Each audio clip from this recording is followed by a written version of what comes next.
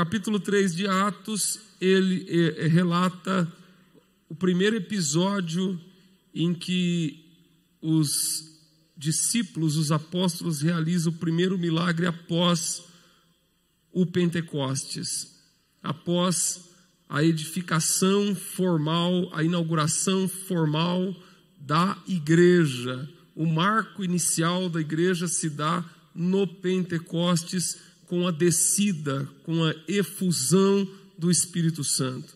Cumprimento da promessa dos profetas do Antigo Testamento, profeta Isaías, profeta Jeremias, profeta Ezequiel, profeta Joel, prenunciaram, vaticinaram muitos séculos antes a chegada do Espírito Santo. Os discípulos foram revestidos do poder do Espírito Santo, transbordaram da presença de Deus. Foi um choque. Todos de Jerusalém que ali estavam naquela feita ficaram impactados. Então a história tem a sua continuidade, e no capítulo 3, então, a Bíblia inicia dizendo que certo dia Pedro e João estavam subindo ao templo na hora da oração.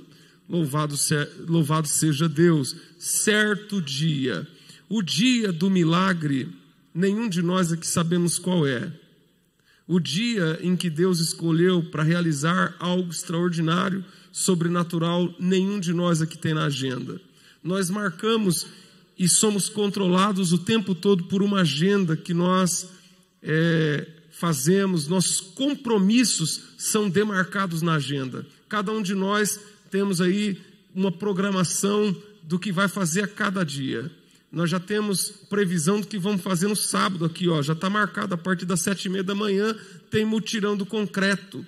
No domingo de manhã tem escola dominical. Cada um de nós aqui tem os seus compromissos na sua agenda. Mas aqui a Bíblia está dizendo que o dia do milagre é um certo dia. É um dia que a gente nunca sabe qual é. Não está na agenda humana, não está no programa humano, no script das pessoas. Se eu fico receoso, eu fico ressabiado, eu fico com o pé atrás quando eu vejo algumas pessoas dizendo: olha, vem aqui que hoje é o dia do milagre, ou tal dia é o culto em que está agendado para ter milagre, para ter sobrenatural. Aqui a Bíblia está dizendo que é um certo dia, porque é o dia que Deus determina, é o dia que no controle soberano de Deus, Deus que determina, Deus que demarca. Louvado seja o nome do Senhor. E normalmente pode ser um dia qualquer, um dia corriqueiro, aparentemente um dia marcado, caracterizado pela rotina. Parece que nada vai acontecer de novo, parece que nada vai acontecer de extraordinário, parece que é como um dia como todos os outros, mas aquele dia é o dia que Deus resolveu abençoar as nossas vidas. Eu lembro de um corinho que como eu já disse isso e digo, eu sou da época do corinho, louvado seja Deus, que o pastor cantava lá: foi numa segunda que Jesus tocou-me. Foi numa segunda que Jesus tocou-me. Foi numa segunda que Jesus tocou-me. Aí passava para terça. Foi numa terça que Jesus tocou-me. A igreja, quem foi tocado na segunda ia ficando de pé. Aí quando chegava na terça, os que foram tocados na terça ficavam de pé. Na quarta, eu não sei se aqui fazia desse jeito também, se vocês cantavam esse corinho, mas lá chegava no domingo, estava todo mundo de pé, dando glória a Deus e dizendo que foi todos os dias. Ou seja, para cada dia Deus tem algo especial marcado para nós. E a Bíblia está dizendo que certo dia, ou seja, um dia qualquer, um dia que aparentemente não tinha nada de novo, mas é justamente nesse certo dia que, humanamente dizendo, não tem nada para acontecer, é onde está na agenda de Deus para o Senhor operar na minha vida e na tua vida. Irmãos, para Deus operar não tem dia. Tem gente que fala assim: não, Deus opera nos congressos, Deus opera na campanha, Deus opera assim ou assado. Irmãos, está aqui, o dia que Deus opera é certo dia. Não tem dia para Deus operar. Eu acredito que todo dia é dia de Deus realizar grande coisa na minha vida e na tua vida. João estava subindo ao templo, louvado seja Deus. E o templo ficava no alto do monte, e eles estavam subindo, porque a vida espiritual é caracterizada pela subida. E se você quiser chegar no ponto para Deus operar na tua vida, nesse certo dia, você precisa entender que exige de nós disposição e esforço. Sempre que você quiser viver grandes coisas diante de Deus, você precisa entender que essa é uma caminhada íngreme, é uma caminhada desafiadora, é uma caminhada muitas vezes extenuante e causticante, e que exige de nós determinação, exige de nós esforço, exige de nós renúncia, exige de nós sacrifício, porque se não for assim também as coisas não acontecem. A operação de Deus, ela nunca se dá à parte, alheia do esforço humano.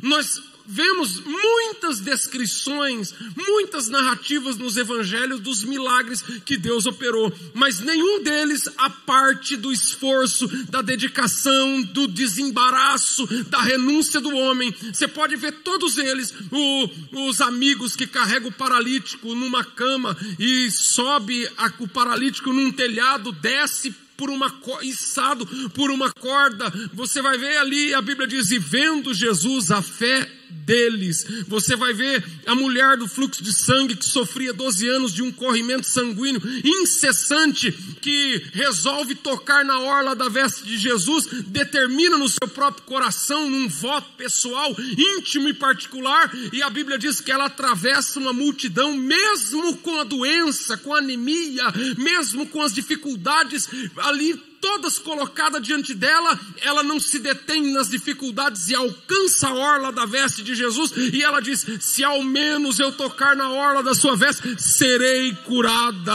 Então em vários episódios onde se narra o milagre, a operação de Deus não se dá sem a contrapartida da disposição humana. Irmão, se você quiser viver grandes coisas diante de Deus, você também precisa arregaçar a manga, você precisa erguer a cabeça e buscar Deus. Se não buscar Deus, não tem milagre. Eu não sei qual é a receita do milagre, eu não sei o que se tem que fazer para obter milagre, mas a Bíblia está dizendo que eles subiram ao templo. Louvado seja Deus. Eu sei que estar aqui na casa de Deus, para muitos aqui não é coisa fácil, porque tem que se desdobrar e tem que se desembaraçar depois de um dia inteiro cuidando de um monte de coisa, fazendo muitas coisas, e muitas vezes chegando aqui, deixando coisa em casa para fazer, negócio para acertar depois do culto, mas estar aqui não é algo fácil. Mas a Bíblia diz, subir, certo dia eles subiram ao templo, e subir ao templo não é coisa fácil, exige de nós um denodo, exige de nós um sacrifício, uma renúncia, mas eu tenho certeza, louvado seja Deus, que Deus nunca fica devendo nada para ninguém. Se você está disposto a buscar o Senhor, certamente você vai ser honrado na tua fé, e grandes coisas te aguardam para que você possa viver diante de Deus. Quem é que está crendo nisso? Pode levantar a mão e glorificar o nome dEle, porque nós estamos aqui hoje na presença do Senhor.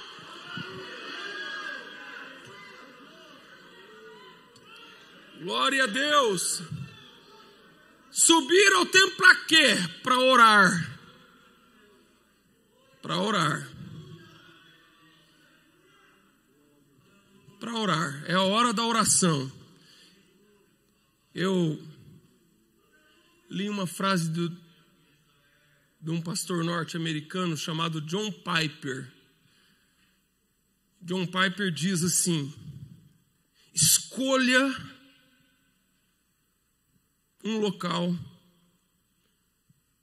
determine um horário, para que você busque a Deus todos os dias.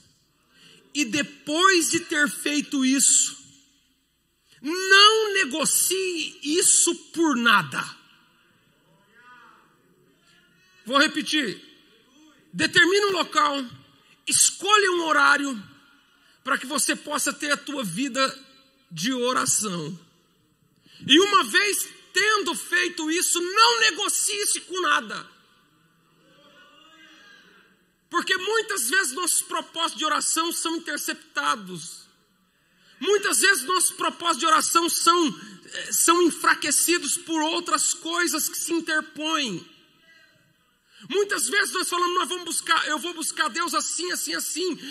E naquele afã, nós começamos a buscar a Deus e de repente a nossa busca vai sendo deixada de lado porque outras prioridades entram. Não negocie a tua vida de oração. Aqui tem um horário marcado, é a hora 9, é a hora da oração. Louvado seja Deus. Glória ao nome do Senhor. Deus opera na vida de quem ora. Deus ouve a oração de quem se prostra diante dele. Não ficará a ver navios quem se coloca diante do altar da oração. Louvado seja Deus. Bendito seja o nome do Senhor. John Knox era um homem que agonizava em oração e mudou a história da Escócia. Louvado seja Deus, dizendo diante de Deus: dá-me almas, se não morro. Louvado seja Deus. A própria rainha da Inglaterra chegou a dizer que teme mais John Knox de joelhos do que todo o exército de Napoleão junto. Louvado seja Deus. Ore ao Senhor e você vai ver algo diferente acontecer. É na oração que as coisas acontecem. Eu não sei outro jeito, eu não conheço outro método, eu não sei se existe outra técnica, outra ferramenta, outro modus operandi, outro procedimento, mas eu sei que a oração, louvado seja Deus, sincera diante do Senhor, é capaz de mover montanhas. E eu creio que se nós nos colocarmos na presença de Deus, o Senhor vai entrar em providência e vai realizar coisas grandes entre nós. Glória a Deus. Lamassuri canta, labacanda arabagai. Aleluia, glória a Deus. 2 crentes, Pedro e João, subiram ao templo na hora 9 da oração. 2 crentes que saíram do fogo do Pentecostes, no capítulo 2 agora sobem ao templo. Aqui tem algumas coisas importantes a ser dita, porque aqui tem um encontro, aqui tem o confronto entre duas realidades. Um paralítico de nascença que é colocado desde sempre à porta mais notável. O templo tinha muitas portas que dava para várias direções, mas esta porta era a Porta Formosa, uma porta de 10 metros de altura por 30 de largura. Essa porta, para ser aberta e fechada todos os dias, precisavam de mais de 20 homens para fazer a abertura e o fechamento. É a porta do templo, do segundo templo, esse templo construído por Herodes. O templo era magnânimo, suntuoso. Segundo os historiadores, ele era revestido de um mármore com verde oceânico, um verde clarinho, que ao brilho do sol refletia como as águas tranquilas do oceano. Esse templo era o lugar por onde reis, imperadores, autoridades, generais, governadores, procuradores, os homens mais importantes por aquela porta passavam. E aquele paralítico era colocado ali justamente por causa disso, porque as pessoas importantes por ali passavam. E quando olhavam a situação deplorável e agonizante daquele homem que era colocado ali à porta, lançava a mão de uma moeda e colocava ali para ele como uma esmola. O homem que estava ali uma vida inteira naquela condição. O templo representa o que a religião pode fazer por uma pessoa. Um homem que vivia ali, a Porta Formosa, e que recebia esmola das pessoas que por ali passavam. Entretanto, nenhum daqueles donativos eram capazes de mover 1 milímetro da miserável condição que ele se encontrava.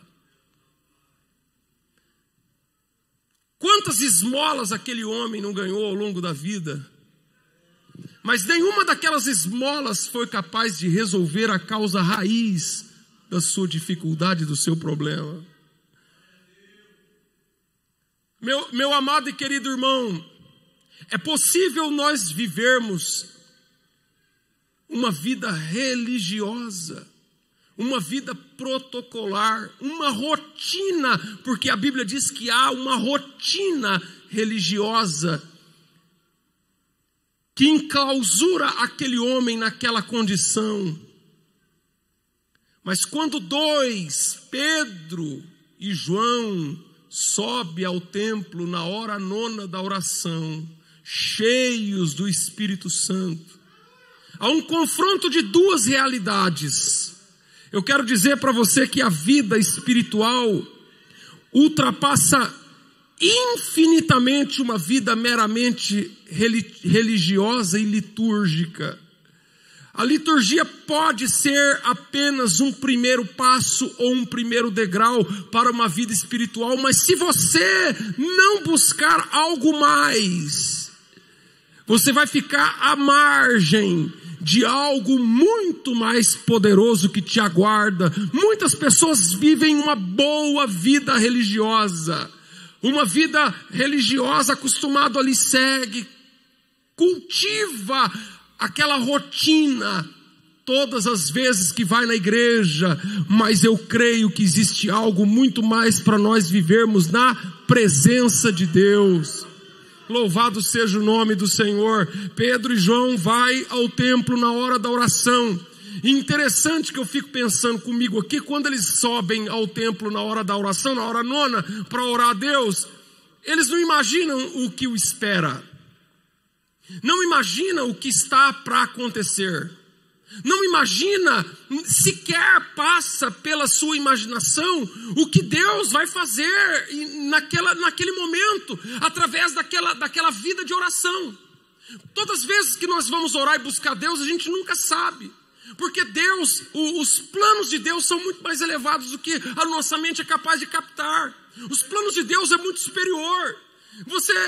É por isso que Deus não se deixa domesticar, Deus não se deixa marionetar, Deus não se deixa ser dominado pelo homem.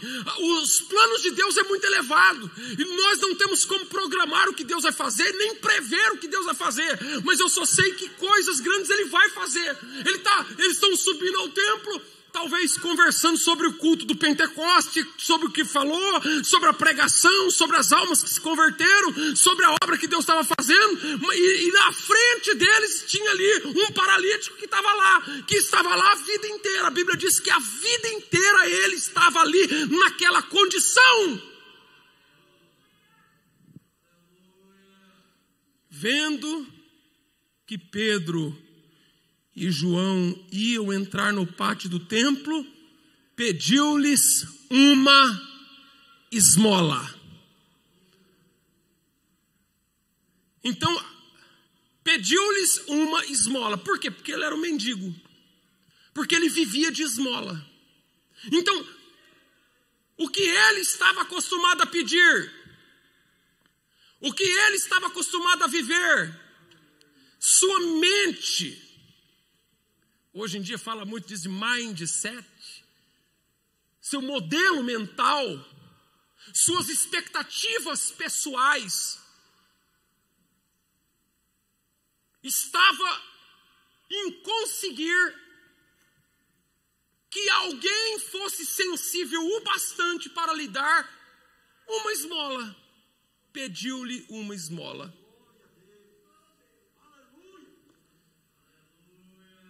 Pediu-lhe uma esmola. Lembra da mulher cananeia que fala: Senhor, mas até os cães comem das migalhas que caem da mesa dos senhores? E Jesus diz: a tua fé te salvou, grande é a tua fé. Agora eu chamo você aqui. Será que nossa mente também não vai sendo emoldurada? Será que a nossa maneira de pensar também não vai sendo acachapada, a ponto de nós passarmos a nossa vida na igreja e também vivendo de esmola? Será que nós não estamos nos contentando também com tão pouco? Porque ele estava lá à porta formosa do templo. O templo que revelava a época, a glória de Deus. O templo que era o maior símbolo da grandeza do Deus revelado em Moisés, do Deus de Salomão. Será que nós muitas vezes não vamos também nos moldando a exemplo desse paralítico que está aqui? Será que o Senhor não nos desafia a viver algo muito mais, a nos fazer compreender que existem coisas muito maiores do que nós muitas vezes estamos vivendo? Ele olhou para Pedro e João e pediu uma esmola. E eu estou aqui para te dizer nessa noite que Deus tem muito mais do que esmola para te dar. E por que ele pede uma esmola? Porque é o máximo que os homens podem dar. O que você anda esperando? Tem pessoas que estão frustradas na igreja. Tem pessoas que estão frustradas no ministério. Tem pessoas que estão frustradas na vida, porque estão esperando em homens. E o máximo que os homens podem te dar é esmola. Você nunca vai ficar completo com uma esmola. Você já viu alguém que recebeu uma esmola e ficou com o problema resolvido? Você já viu alguém que está satisfeito com uma esmola? E por quê? Porque é o máximo. Quando ele olhou para Pedro e João, ele pediu uma esmola, porque é uma esmola que ele estava acostumado a pedir, e era a esmola que ele estava acostumado a receber. Mas a esmola apenas resolve aquele momento. Daqui a pouco ele precisa de novo. E de novo, e de novo, e de novo. Então ele olhou para Pedro e João e olhou para a figura humana. E o homem, o máximo que pode fazer isso para você. Você está esperando o teu patrão? Você está esperando o teu amigo? Você está esperando a política? Você está esperando os homens? Ou você, nessa noite, sente desafiado pelo Espírito em esperar em Deus? Pediu-lhe uma esmola. Lá em São Tiago diz assim: pedis e não recebeis porque pedi mal. Será que você não tem que rever o pedido da tua oração? Será que você não tem que aumentar o padrão da tua oração? Para quem é que você anda expondo as tuas necessidades, as tuas carências? Para quem que você anda expondo as tuas carências? De repente você conta coisas, abre o teu coração, se abre para pessoas que não podem fazer nada por você. Será que você não está andando atrás de migalhas emocionais ou espirituais? Porque ele pediu uma esmola. Pediu esmola. Nós precisamos aprender a orar.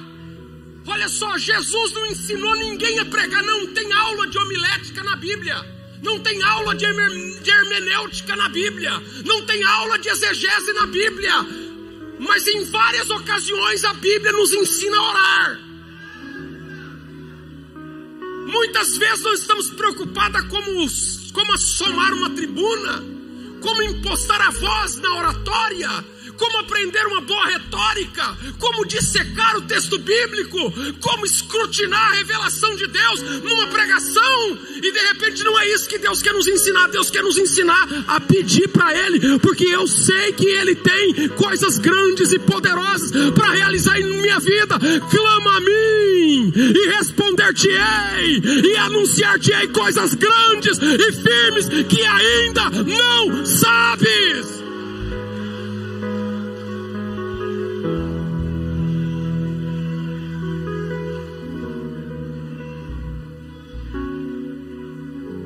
E ainda a gente canta o hino,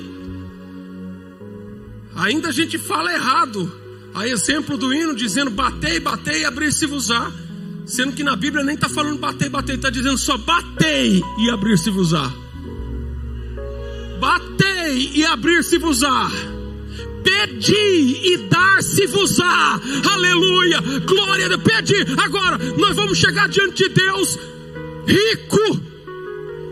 Nós vamos chegar diante de Deus manancial de glória e poder.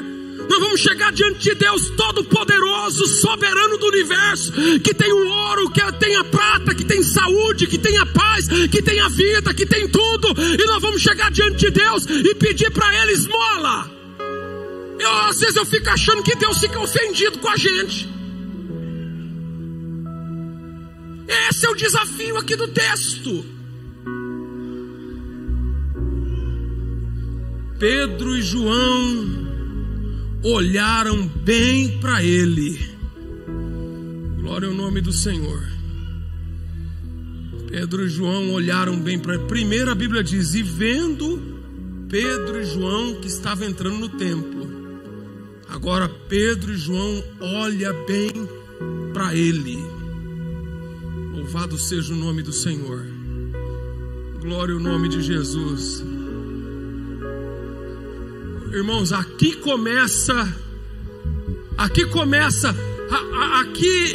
é um divisor de águas. Aqui é um divisor de águas. Por quê? Porque a maioria das pessoas passam.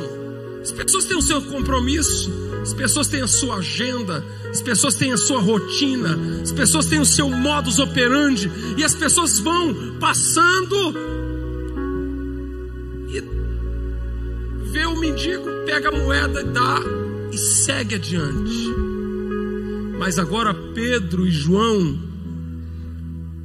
antes de se livrar dele com uma esmola, olha para ele. Louvado seja o nome do Senhor. Eu vou dizer uma coisa para você. Nós precisamos aprender a olhar melhor as pessoas. Existem pessoas, louvado seja Deus, quando nós olharmos para ela, você consegue ver coisas que ninguém consegue enxergar. Olhou bem para ele. Todos ali sabiam e viam ele ali o tempo todo. Mas a Bíblia faz questão de dizer que Pedro e João olharam bem para ele. Porque nós precisamos aprender a enxergar coisas, oportunidades, potenciais. Você consegue, é sensibilidade espiritual. É coisa que à primeira vista, que grosso modo não vai nos fazer compreender, mas quando ele repara bem, consegue entender coisas que estão ali. E muitas vezes o que as pessoas precisam é de ser reconhecidas. E agora, olha bem para ele. E Pedro disse: olhe para nós. Olha aqui para nós. Primeiro ele olhou para o paralítico e disse: agora olha para mim. Louvado seja o nome de Jesus. A gente tem aquele costume de dizer, né? Irmão, não olha para mim não, olha para Jesus. Irmão, não olha para ninguém não, olha para Jesus. E aqui, esse texto é tão desafiador, porque é uma verdade quando a gente diz para a pessoa: não olha para o homem, não olha para Jesus. É uma verdade.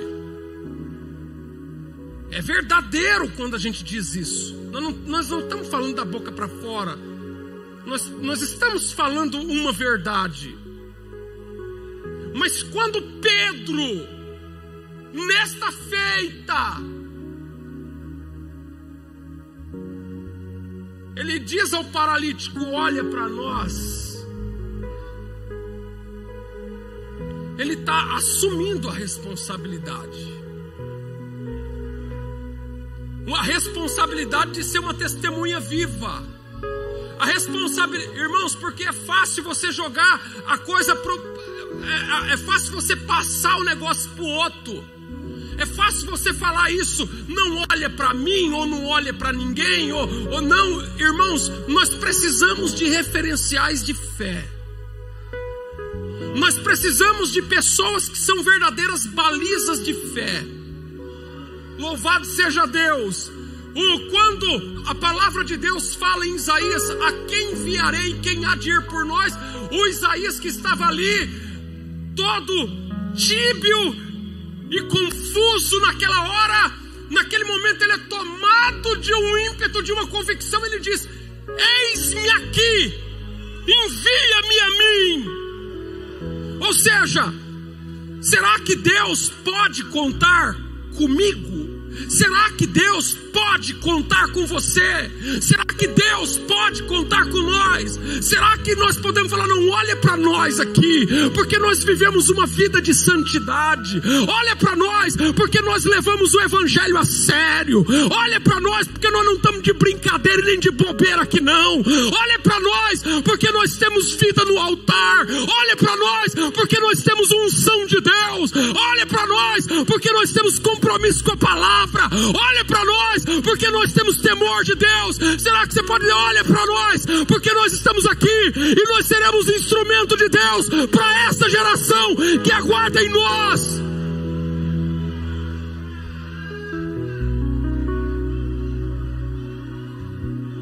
Louvado seja Deus.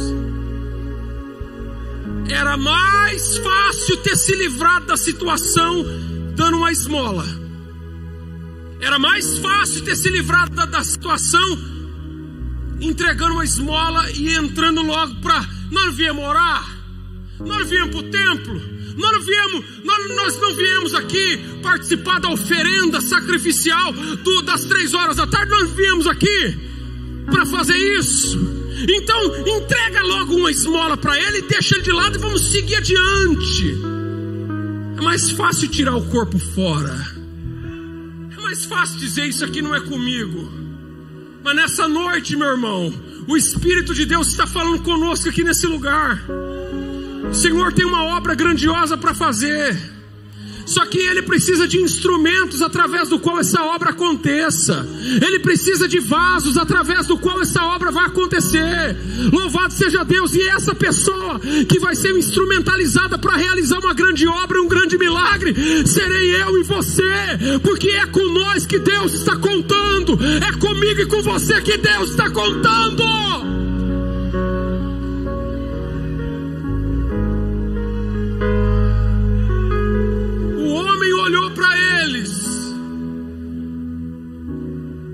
Como que esperando receber deles alguma coisa. Falar: agora vai vir, agora vai vir, agora eu acertei, agora vai vir alguma coisa, esperando deles alguma coisa. E todo mundo que está todos os que estão na presença de Deus precisam entender. Louvado seja Deus. Tem pessoas que começam a ser usadas por Deus e terminam usando Deus. Porque quem é instrumento de Deus precisa entender que Deus é quem usa. É Deus, é quem usa, é o Senhor que usa. Deus usa do jeito que Ele quer, na hora que Ele quer, da maneira que Ele quer. E aquele moço olhou para Pedro e João, esperando receber algo.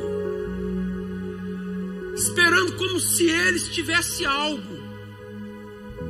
E aí vem a decepção. Aí vem a decepção, porque aqui, olha só a junção das coisas aqui. Aí vem a decepção, o desapontamento. Porque quando ele puxa o bolso para fora, ele diz assim: ó, eu não tenho prata e não tenho ouro. E se você for ver, isso não é verdade.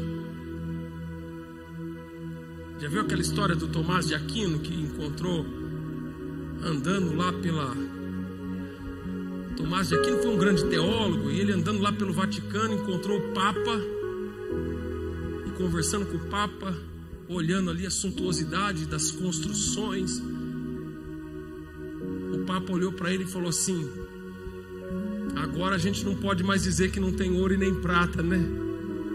Aí o Tomás de Aquino falou: mas também não pode dizer ao paralítico, levanta e anda. E Pedro fala: eu não tenho ouro e nem prata. Mas não é aqui que todo mundo deposita as propriedades aos pés dos apóstolos? Pelo que nós sabemos, esse início da igreja primitiva, o caixa da igreja estava bufando. O caixa da igreja estava lá em cima, porque todo mundo vendeu as suas propriedades e depositou aos pés dos apóstolos. Então quando ele diz não tenho prata e não tenho ouro, não é porque eles não tinham dinheiro. Porque nós sabemos pelo próprio relato bíblico que dinheiro tinha. A questão é que o dinheiro nunca foi a solução. A questão é que a moeda nunca iria resolver o problema.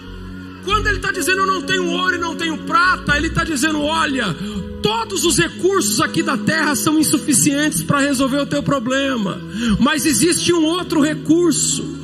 Louvado seja Deus, existe um poder, existe uma glória, existe uma virtude, existe uma unção, existe algo que eu tenho que ministrar na tua vida. Louvado seja Deus, e isso é o que eu tenho para te dar.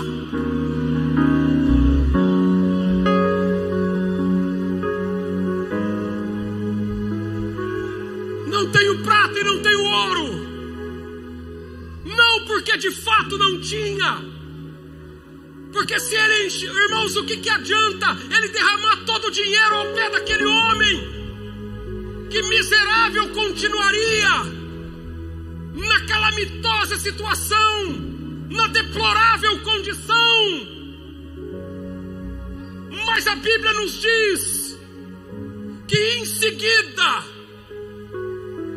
ele diz: mas o que tenho, isso te dou. Cada um dá aquilo que tem. Você não pode e ninguém pode dar o que não tem.